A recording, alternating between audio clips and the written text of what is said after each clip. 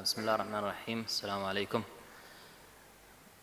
Unfortunately, we don't have a movable microphone, so I have to stand here, but never mind. To start with, what a great title. The Internet of Very Bad Things. Do you really believe there's something called Internet of Things? Do you really believe that Internet of Things is a reality that is adopting so much worldwide, all across different networks and corporate networks? It is something really odd to have such a platform that connects to corporate or enterprise networks, but actually it is a reality. The graph that you see here is actually produced by Gartner, and they are expecting billions and billions of devices to connect across the years. And in 2020, we are expecting around 33 billion endpoints connected to corporate networks plus different other networks. The interesting thing is most of these devices are called headless. And headless means effectively that the manufacturer produced them in a way that they cannot be upgraded. There's no patch for them. You buy them as is. You connect them to the network, whether they are vulnerable or they are secured. That's not a problem. You just connect them and you need to be protected somehow. The reason they are not secure is because they are cheap. So the manufacturer did not even think of security as a main aspect to consider. And if it was secure, then it will be expensive and the competition will take over. And therefore, they are making sure that these devices are cheap so that they get as much as they can in the market as fast as possible at a very cost-effective price. So what is IoT? You've been hearing a lot IoT these days and yesterday, day before. What is IoT? Internet of Things. Well, as the definition says, it's a platform or it's a thing that is connected to internet or on the network. It can bring the threats, it can be handy, it can be a very cool thing. However, usually people do not think of Internet of Things with this definition. They are thinking of something like that. For example, trash bin posts to Facebook when it's full, or something like a connected egg tray inside the fridge, and it's giving you a notification when the egg tray is missing some eggs so that you go and buy more. There are many, many examples where you can find integrated stuff into networks and into internet that you can reach over internet. Smart lights, smart TVs, phones, something that you wear on your wrist, something you put in your pocket. Everything today literally can be connected to the network, and everything can be managed remotely from home network or from office network. We talked about IoT being a cool thing, being a funny thing, and being adopted very well in the market. The problem today is a lot of people, they bring their stuff to the corporate network, not necessarily because the company is allowing these devices to connect, but rather they carry them with them. They carry these devices with them. And the naivety plays a great role in this aspect, where people are just not aware that they are bringing something risky to the network and something that can cause potential threat. The moment they realize that this is a threat to the network, it's too late. This is why time is against us. The more and more of these devices come into the picture, we're talking about billions and billions over the years will come, there will be more and more of a problematic platforms to connect to the network or to the enterprise network.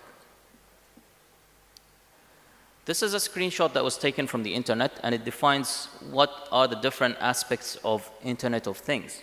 And you can see the consumer part is a very small portion here, but yet it covers many, many devices as well as many sectors.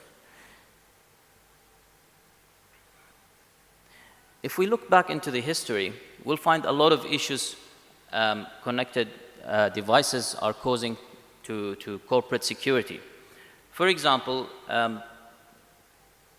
the New York dam floodgates are being compromised. Can you imagine what's going to happen if they are compromised? They can open the gates and the flood is going to happen all over the city. Another example are smart cars, cars that are being controlled by remote devices and how they can be hacked. Imagine you are driving on a highway at a speed of 100 kilometers per hour or 120, and somebody connects to the car system and engages the brake. What could happen? Effectively, a car accident can happen, and it happens with two well-known vendors, of car vendors in the past. There are different cases where hacking can cause harm not only to the network, but it could harm people. Today, we're not talking only about compromising data or stealing data. We're talking about cases where people can be harmed, or I would say, if you go and do some paperwork in the government, they will tell you immediately, system is down. How many cases have you seen this before? It happens, right? How many cases, I mean, we've heard about some airports worldwide where they are not recording properly where are you landing and where are you coming back from. So these are records that have been played with. These are records that have been manipulated somehow, and eventually people are being harmed. So IoT, or Internet of Things devices, are actually, or ideally, are built on three pillars. Talking about cheap devices, they cost nothing. And we talk about the fast emerging of these devices into the market. So the faster you are, the better chance you're going to win the competition. And we're talking about security. The problem with the vendors today is they're not keeping the security part of their mind. They're just ignoring it to make their emerging into the market as fast as possible. Because if they consider security, it will impact the other two pillars. It's going to be expensive platform, and it's going to slow down the process of implementing or adopting this platform into the market. So security is not a main concern for IoT manufacturers or IoT vendors.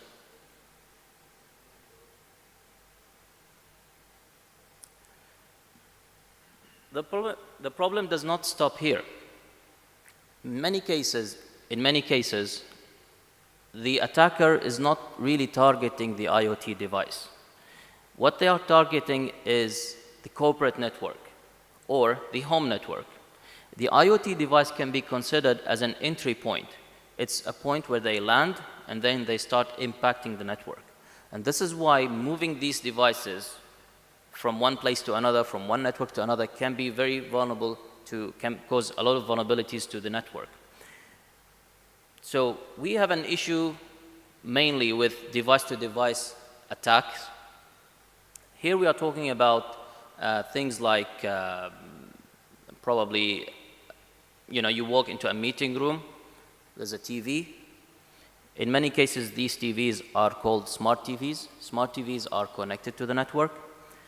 They can have microphone, they can have camera, they can have a Skype call. You can, you can sit with the CEO and you have an internal meeting and talking about confidential stuff. And all of a sudden, a hacker will land on this TV and will start monitoring and listening to what's happening in this meeting room. So the impact can be very, very severe. In other cases, where somebody can actually, for example, bring his phone to the corporate network and get some stuff from the corporate network, take it back home, and then the information will be stolen from his phone or from a USB stick. In other cases, somebody could be connected already to home, and most likely it's a flat network at home where you have vulnerable systems, IoT devices at home, and then you get the vulnerability on your system, and when you walk into the corporate next day, there you go, you have been impacted.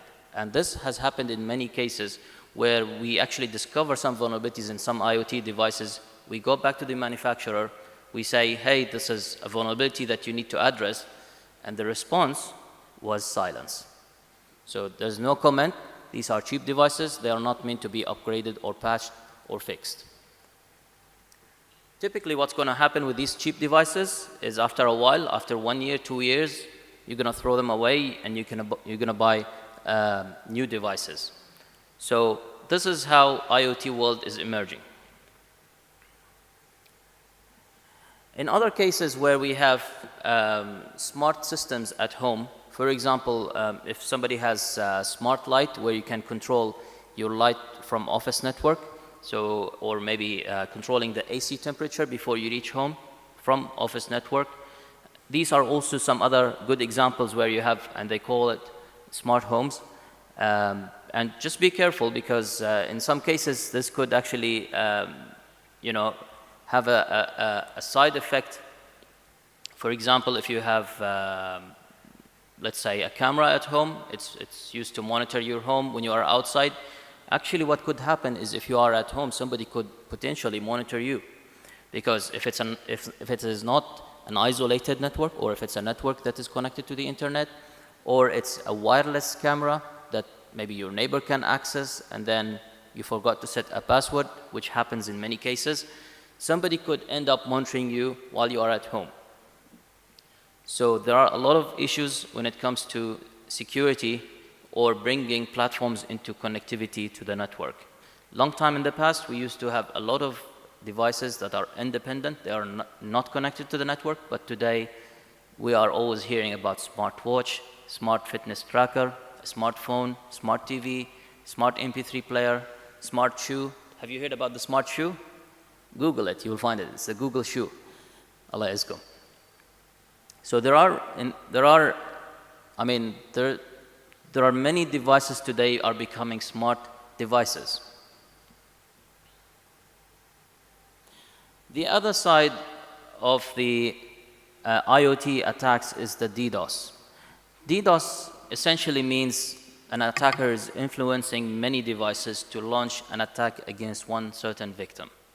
So it's called distributed denial of service, where an enormous amount of connections that could come from several sources, talking about 10,000 sources or 100,000 or 1 million sources and 600 gigabit per second of attack. This is a massive attack that could bring any network down. Imagine if these devices are IoT devices that are coming to your network from outside with this impact, with this vulnerability to impact your network. It's going to be a disaster. So, talking about all of this, what do we do? Where do the IoT security answer lies? So, we talked about devices being vulnerable. These devices can provide some form of security, but they are not 100% secure. You cannot rely on these because the manufacturer is not giving any support, is not giving any patch, is not giving any upgrade. They are headless devices. So how do you secure your network? Who's going to take care of this security? You did right, it's the network. So the network is going to take care of the IoT security. So when we talk about network, we fall into problem number 3. The problem with the network is it's already congested with a lot of stuff. We have servers, we have endpoints, we have DMZs, we have perimeter, we have cloud services, we have different campuses, we have VPN connections, we have a lot of features, we have a lot of services that we are giving to our customers, to our employees. So it's already congested and it cannot sustain this much load of IoT devices, bringing billions and billions of devices. So, does this mean that we need to ignore IoT? The answer is of course no. If you look at the left side of the screen, you will find the priorities that were considered by IT security and network managers on any network. So the survey was done by Fortinet, and we found that number 1 concern is the cloud security. Next comes vulnerabilities inside IT systems, inside threat, and so on. And you can see number 5 priority is IoT. So IoT has been monitored, it's under radar, and we are considering this as a source of threat to any network. In fact, if you look at what happened last year, in the past 12 months, 51% of organizations were hacked, were penetrated, And if we keep in mind that we are expanding the amount of IoT devices, we're talking on average about 3 billion new devices per year. This is going to bring a question. Will my network be able to handle this? Will my network be able to sustain this load and this amount of devices? We need to think about it, right? And then, if you look at the amount of time you need to detect if you are being hacked or you've been penetrated, you can see the diagram on the right side. It takes days, years, months, minutes, etc. But we're talking about almost 85% of the time you need 1 hour or more to detect that your network has been attacked or has been penetrated, or you have some issues on the network. And 1 hour is really a long time to look at, because 1 hour means the attacker has been there for at least 1 hour doing a lot of things, doing a lot of damage to your network. The problem is not only about an attacker being on one device or IoT device. Rather, it's the person who landed on this IoT device cannot find any more borders. He just find himself on a flat network where he can jump from one device to another without anything stopping him.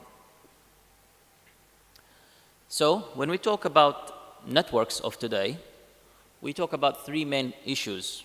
We talk about complexity. Networks are complex. We talk about borderless networks. So we have really no clear definition for the border. And we have performance issues. Let's look at each one of these individually. If we look at complexity, I think my colleague from Semantic already talked about the complexity part, is the fact that we have individual technologies that do not communicate with each other. You detect something I cannot detect because you have already stopped it, but I'm not aware of it. Or vice versa. You have different points of security on your network where somebody can be a silo, can be the greatest in the market, and he's able to detect something that nobody has information about. Think of it as islands, and these islands do not communicate with each other. There's no integration, there's no interaction, nobody is aware. You could potentially have a SIM solution. The problem with SIM solution is it's only a notification platform. It will give you notification, a consolidated dashboard, giving you information of what's happening on the network. However, in terms of actions, there's no consolidated action taken from different parties, or let's say different islands or different platforms are not even aware that a certain attack was detected and blocked at a certain part of the network. The second point is the borderless network. We have an issue with borders today. If you think, or if you remember 15 years ago, we used to talk about perimeter security. You have a network, it's a secure network, it's a closed network, and there's only one way to get to the internet, or one way for the internet to get into this network, and that's the internet connection or the perimeter. It was very simple these days. We used to install a perimeter firewall and create the access rules or the policies, and that's it, you're done, you're secured. Today the story is completely different. Today we have a lot of people bringing their devices, their cell phone, and they are connecting it to the corporate network. Today we have things like cloud services. So your internal services are not hosted internally anymore. They are hosted on the cloud. So your perimeter is extended all the way to the cloud. So there is no clear definition, where should I place my firewall? Should I place it on the perimeter and that's it? Am I secured? The answer is no, you're not secured. Because somebody could bypass all these security measures and end up being on your LAN and infect it, and then if you get the infection on the internal network, there's nothing that could stop it. It will just spread across. And when there's a way in, there's definitely a way out. If somebody could access you, he could exfiltrate data. He could send data out.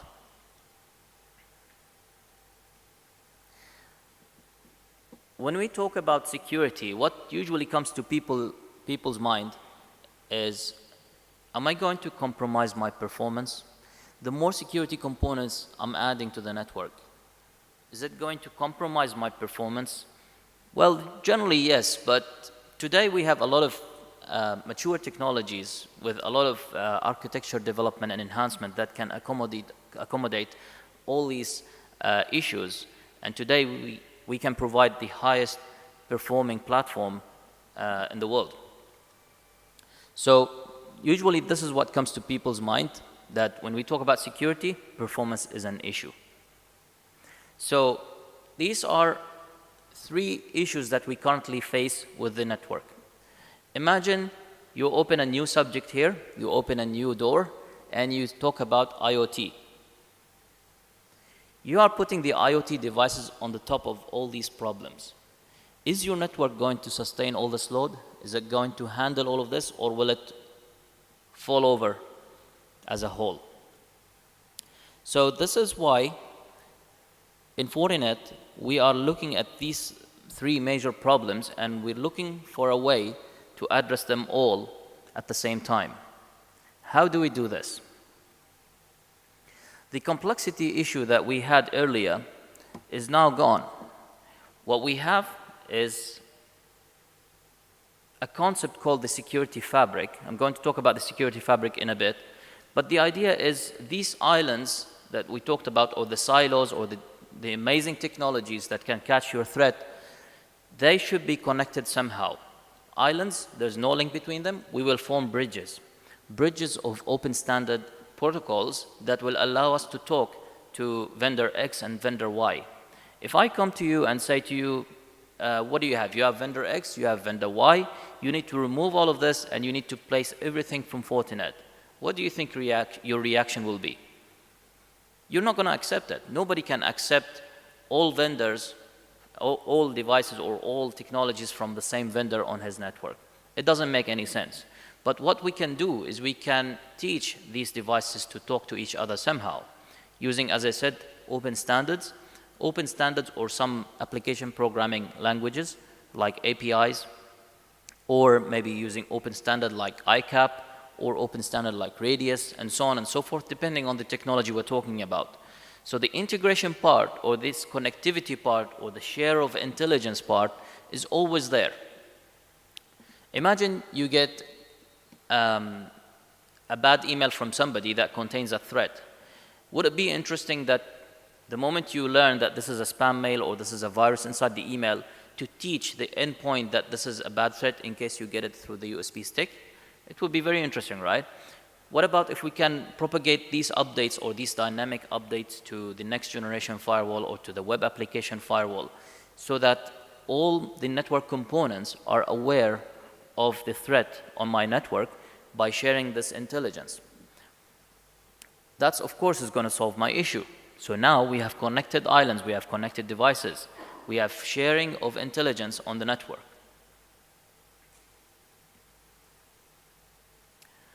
And then we have the issue of borderless.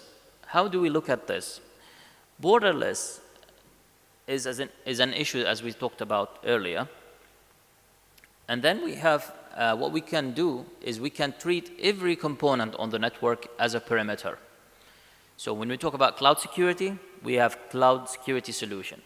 When we talk about endpoints, we have endpoint solution. When we talk about web applications, we have WAF solutions, web application firewalls. We have also another solution called segmenting the network. You could potentially segment your network so that if the attacker ends up landing on one of the machines or IoT devices, he still has another layer of security that he cannot cross until he's verified to be okay. Or if you have segregation on the network, like guest networks, you're offering wireless services to your guest, you could potentially allow him to connect to your wireless network, but at the same time he's segregated, he cannot connect to any of the internal services on the network. So the solution is to treat every point on your network as a perimeter and to secure it and find a way to secure it by itself.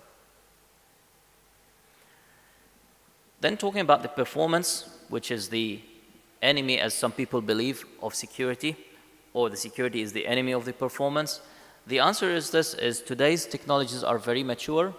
Today's platforms are being designed hands in hands with the operating system to provide the maximum performance that we could achieve. And you get the 3 Ps, the performance, the product, and the price. If you look today at the architecture of a FortiGate, which is our next generation firewall, you will find not only a motherboard with a lot of processors on the top of it. And these processors are not only general purpose CPU. They are actually processors specified or designed for a specific purpose. And we call them SPUs, or Specialized Processing Unit. More like when you open your laptop, there's a CPU and there's a video card. The video card is nothing but a CPU that is meant to do all the processes for the video display or for the screen display. So similarly, the ASIC, or what we call ASIC or SPU, Specialized Processing Unit, is meant to take care of all these intensive processes and to provide you the maximum possible performance on the platform. So what do we do? It's a network. When we talk about network, we need to secure the network. When we talk about certain applications like web applications or email application, there are always solutions for this. When we talk about the access layer, being wireless or wired network, there are solutions for this. And on the top of this, the security extends to the cloud as well as to the endpoint. So what Fortinet does is we provide end-to-end security solution along with the threat intelligence on-premises or from the cloud. The security fabric concept from Fortinet. Now, if you look at fabric, the word fabric means it's a piece of cloth, right? So the piece of cloth that you wear, depending on the conditions you're living in, it can be light if it's a hot weather, it could be dark if it's cold weather, or it could be, if you are a fireman, you could wear a special suit to protect yourself from fire. Eventually, the type of fabric you wear is to protect you from something.